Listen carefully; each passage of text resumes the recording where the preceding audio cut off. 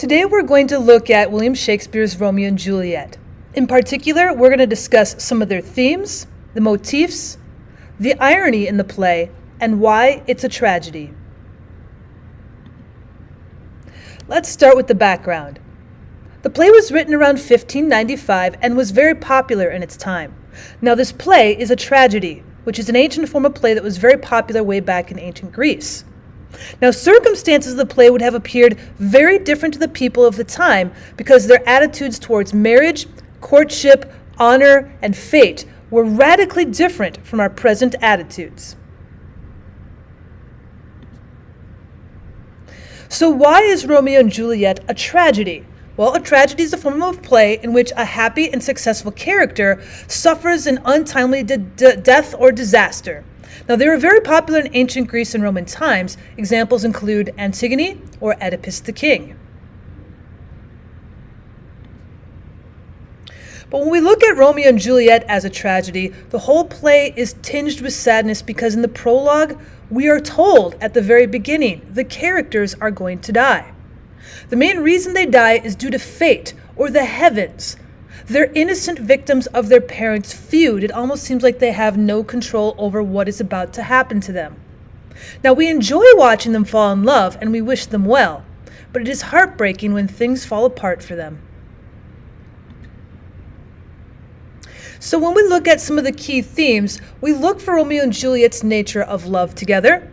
We look at the idea of the individual versus the society around them. We look at the inevitability of fate and how a character cannot overcome what is happening to them. And then, of course, we look at the idea of youth versus age. So let's start off with the nature of love. Love is presented in very different ways in Romeo and Juliet. On one hand, it's a very beautiful and gentle thing, but on the other hand, it can also be very hurtful and even downright brutal.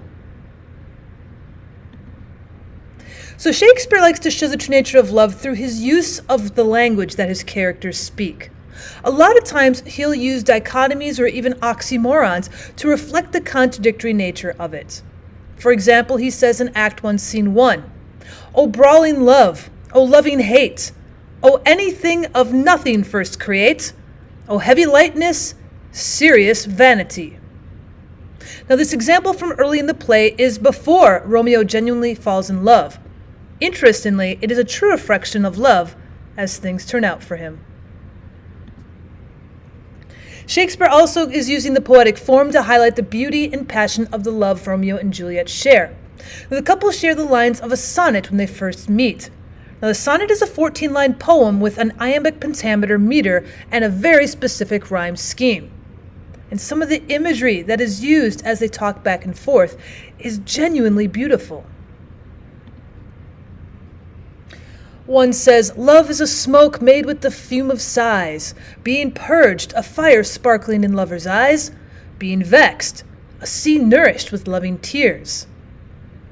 This bud of love by summer's ripening breath may prove a beauteous flower when next we meet." So now that they're in love, being in love changes the characters too.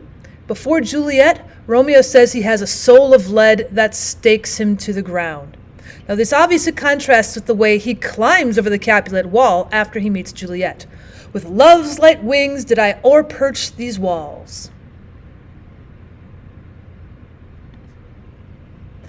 However, love also causes the couple to act rashly, and their gut reaction to situations that keep them apart is to kill themselves.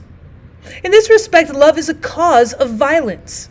It heightens tensions and passions and leads people to do actions before thinking things through. So in this sense, love is closely related to death.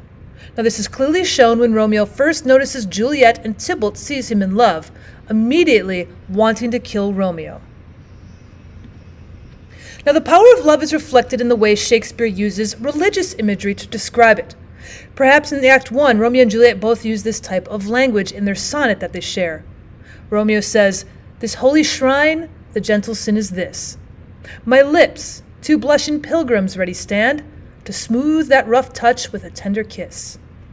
Juliet answers back in the same sonnet, Good pilgrim, you wrong your hand too much, which mannerly devotion shows in this. For saints have hands that pilgrims' hands do touch, and palm to palm is holy palmer's kiss. Now, love is also compared to elements of nature at various points in the play. Figurative language is definitely going to help by bringing in the elements of nature. You hear about love too like the lightning which doth cease to be, ere one can say it lightens. Or, once again, this bud of love by summer's ripening breath may prove a beauteous flower when next we meet. And my bounty is as boundless as the sea, and my love as deep. Our next theme we'll look at is the individual versus society. Now, Romeo and Juliet both have to battle with the society they live in. They're both constrained by their family's feud. Elements such as honor, patriarchal power, religion, and the law are all going to act as complications in this particular narrative. So the main complication that we have in the individual versus society is the family feud. Their names may be irrelevant to them, but it's crucial to everyone else in Act 2. "'Tis but thy name that is my enemy. Thou art thyself, though not a Montague. Call me but Love, and I'll be new baptized. Henceforth I will never be Romeo."